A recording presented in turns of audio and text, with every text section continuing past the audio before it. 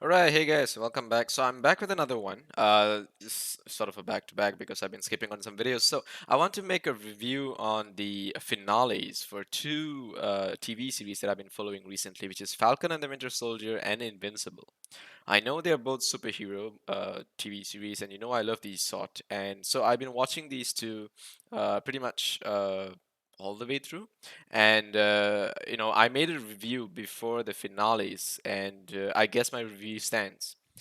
These films' finales didn't really change my mind about the way I saw them, and I think it's pretty clear now.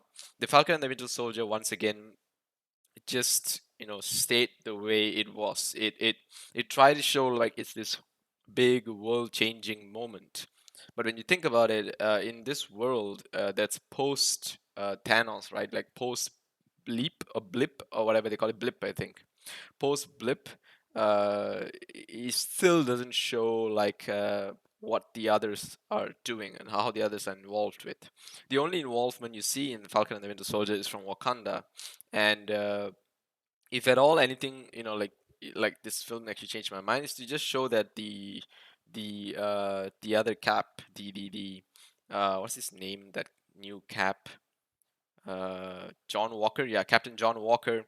They try to show him like a good guy, but in the end they turned him into US agent who will eventually be some sort of a villain, if I remember, in Marvel Comics. And US agent sounds really lame if you say it today, but I guess this, it is true to the comics. His design is true to the comics. John Walker, played by Wyatt Russell, I felt is pretty true to the comics, so I really respect that. I think he put in a good amount of effort to be his character.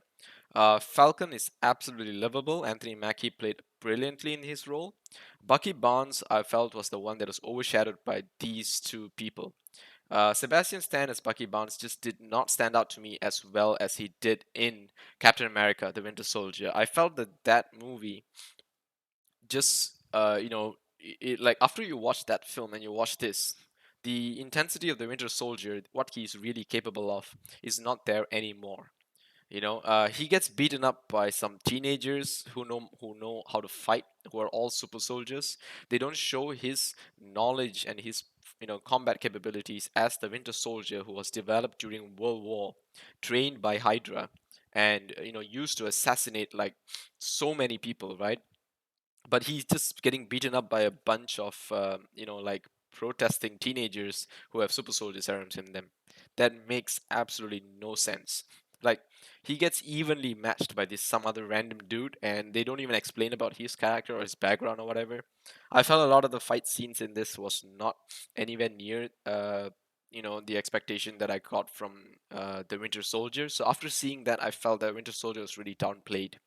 And on the other hand, all the other super soldiers, I feel, are like, I'm not sure if they're really super, because they can do certain feats that are super, but they get punched and beaten up just like everyone else. It's like almost as though they're not really super enough, right? And I feel that that's okay if they explain that the serum is not the same as the one that's used on Captain America or something like that, but they didn't explain it. And I feel that John Walker should have had a scene where he takes the serum. I felt that that would have been a pretty interesting scene to watch. Like, what goes through his mind and how the changes happen. Because in Captain America, you just see, like, the city lose power because what's his name? Stark's dad, right? He basically like supercharges Captain America into becoming like a steroid monster, and it works. And here I wish we got a little bit more of that, but we didn't get to see any of it. Basically, we never saw anyone turn into a super soldier. We just knew the serum's there, and then if you take it, you become a super soldier. That's also another thing that was just too quickly done, and certain things felt too easy, like the fact that what do you call this girl, or rather, actually, before even the girl, right? The entire team of this what do you call this new movement, like a change movement, none of them ever actually get shot. There's so many guns in this film, and not actually, not to say none of them get shot. None of the main characters get shot. Right, yeah. There's so many guns in this film. There's so many soldiers running around and all of that. But none of the main characters ever get hit by a single bullet. And I think, in a film full of bullets, that's something that should happen eventually. And it did happen at some point, and that's usually when it's almost the end. So I mean, even Baron Moto, oh my God, Baron Zemo's involvement, I felt was really cool in the beginning of the film, but later on he became like a so what if he was there or not there kind of character. Like he didn't really have enough of a role. There was also, what's her name? The Sharon, yeah, Sharon Carter. Like, what's Sharon's deal? Like, what's the story and all that? They didn't really go through it. They just told that, oh, she's like the power broker or something, and then that's it. Okay, yeah, I'm the power broker, and she's just walking around by herself, always making deals, as she has like no people with her or something like that, and that makes no sense because she's quite defenseless. And in the end, she just got lucky and she survived. But I have to give one thing. Carly Morgenthau, played by Erin Kellyman. Man, I think this is probably the second best character in this film after Wyatt Russell's John Walker. These are the two best characters in this series, and if the series didn't involve Falcon and Bucky Barnes, I think these two would have still pulled together a pretty good story. But because they involved Falcon and Bucky Barnes, you wanted to definitely see more from these two, and I felt that wasn't really enough. Falcon, he's more of a tech guy, to be frank. He's an engineer. He uses his suit, he uses his like the little electronic bird and does things with it. But in this film, he's just a lot of close combat stuff. We didn't really see a lot of technology use from him, except when he's actually flying and taking on an entire like helicopter and trying to rescue people. So it's interesting how his little gadget can like shoot lasers and stuff and all that, but he doesn't really use them in close combat. And I don't really know why. But regardless, the certain techniques that the Falcon uses, with the way he uses his wings and the way he defends and attacks his enemies, I felt that those things were pretty cool to see. Because these are new Falcon scenes, new fighting scenes from the Falcon that we have never seen before, and I felt that those were really impressive. And I felt because Falcon got all of these important fight scenes, Bucky Barnes just didn't get enough. He just didn't. He couldn't grow from what he was in the Winter Soldier. In fact, I think he's even worse now. He's just like a less than Winter Soldier kind of thing. So yep, that's it from me. I don't really change my perspective on the rating I previously gave, so you can check that video out if you want to. But regardless, I felt that the finale was a little bit underwhelming for all the stuff that had happened. I wish that it was actually like more of a like a terrifying or intense finale, but it just wasn't intense enough. And then the way John Walker just turns good towards the end, just like that, it felt like it was just too sudden, right? Like this guy was out for revenge, it was like he was out for murder. He was in like cold blood kind of situation where he just wanted to kill people, and then all of a sudden he's just like back to normal. Because if we remember Captain America, what was told to him by the scientist that turns him into Captain is that the serum amplifies whatever is inside a person. So if there's good, you get more good, but if there's evil, you get more evil, which is why Cap turned into Cap and Red Skull turned into Red Skull. So, um, they should have shown how the super soldier serum actually amplifies these people's personalities and turns them into either better or worse version of themselves.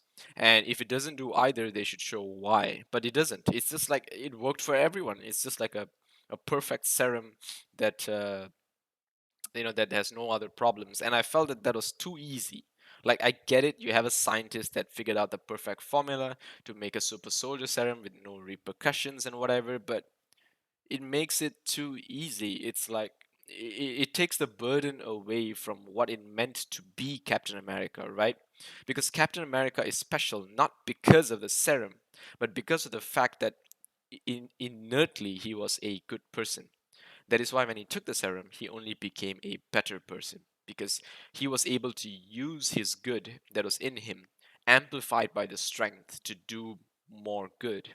That is what it meant to be Captain America. And in this film, the super soldier serum is just given to everyone. They're all just super soldiers. Yeah, okay. And the guy who's Captain America has no serum in him. He's just using his technology, his intelligence, and he's fighting with it. And I felt that that was reasonable, right? For the fact that gave it to Falcon and he has no strength, no superpowers and whatever. But certain parts I felt it was so weird because he can like punch and kick super soldiers, and they can punch and kick him, and he can take hits. Man, if I took a hit from a guy who can hold a helicopter down, I'd be dead. So I'm not sure how that makes any sense, but he managed to do that in some scenes. Regardless, I don't want to nitpick too much. I felt that that's just the logic that this film carried. It was just as much as it could give. So yeah, that's it. The second one I want to go through is Invincible.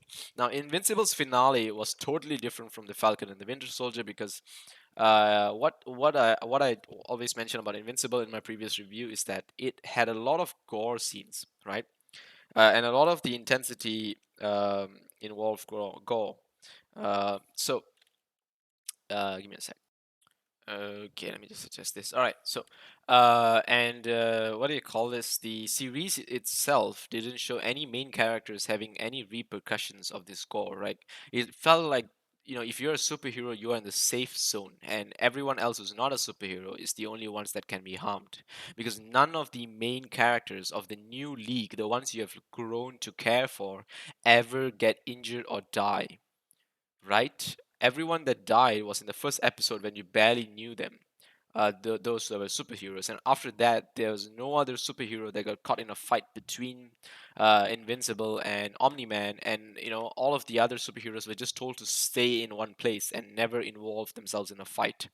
And I felt that that was not, like so anticlimactic because you train your entire life to be a superhero, and this guy tells you, okay, don't do anything, just stay where you are, and everyone just listens, and that's it.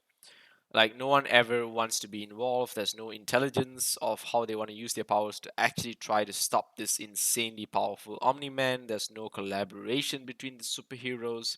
None of that happens. It's just Omni-Man and Invincible fighting off in a death battle against some kind of alien monster, and everyone you care for is safely in one place. So I felt that there was really no meaning to that ending, except for the fact that it was just even more gore and even more awesome scenes to see.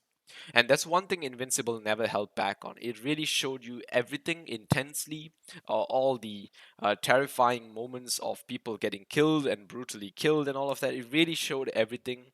This is truly a gore cartoon, right? It's like a Happy Tree Friends sort of thing, where there's a lot of gore involved, but you don't really care for anything because whatever happens is just happening because of the sake of the story and not really because they built a character and they want to show you that something terrible is going to happen to the person you care for because of these motivations, blah blah. But here the motivations are just like, oh, Omni-Man wants to teach his son a lesson, and he just takes him around the world, trashing him against people, and people die. And he's like, "You see this? This happens because of you. This happens because of you." Blah blah and whatever. And it's just that. It's just meaningless people getting killed because of plot. And yeah, I felt that it was really not what I wanted to see as a finale. It was really underwhelming for me.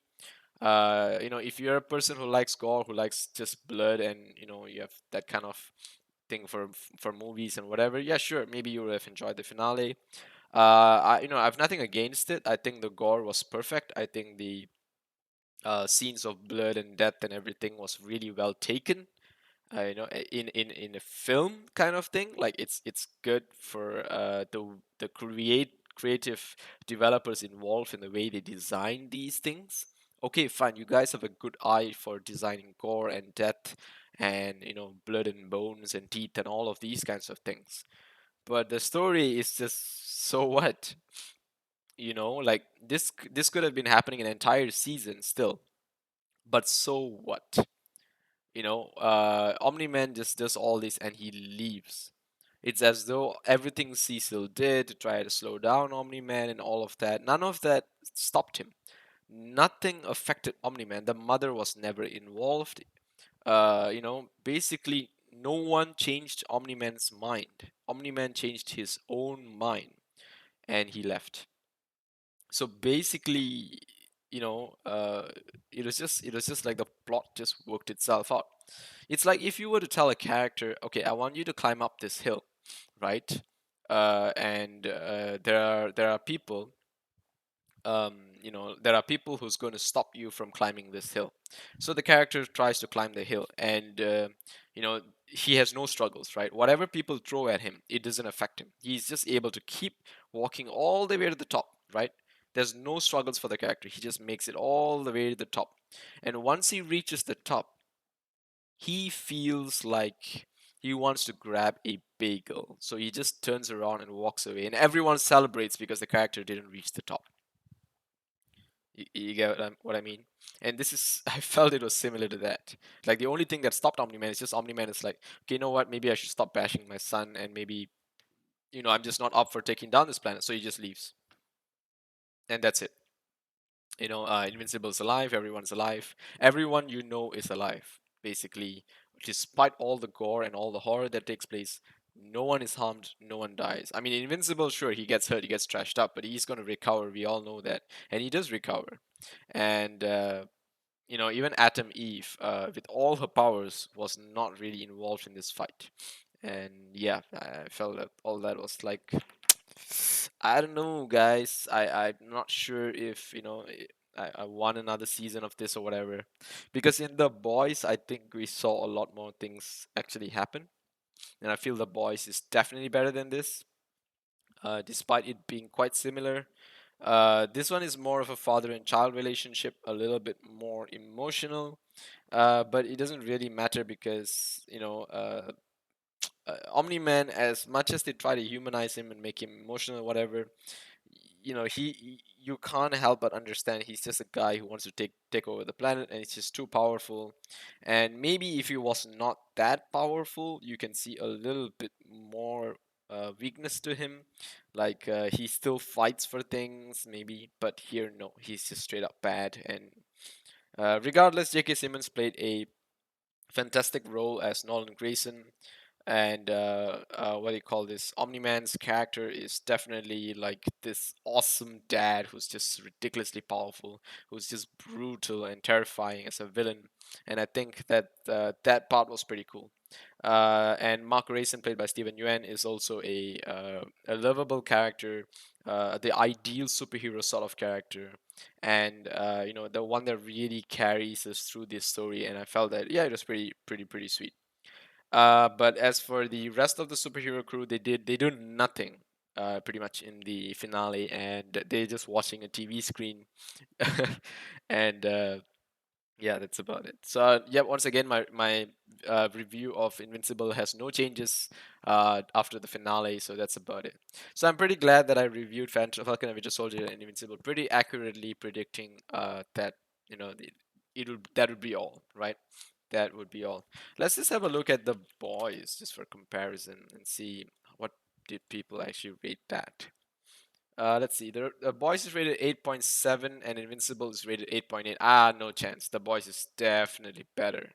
Definitely better. Way more, emotions and acting involved because it's real people.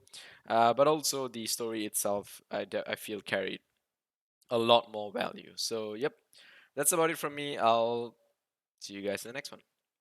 Adios, guys.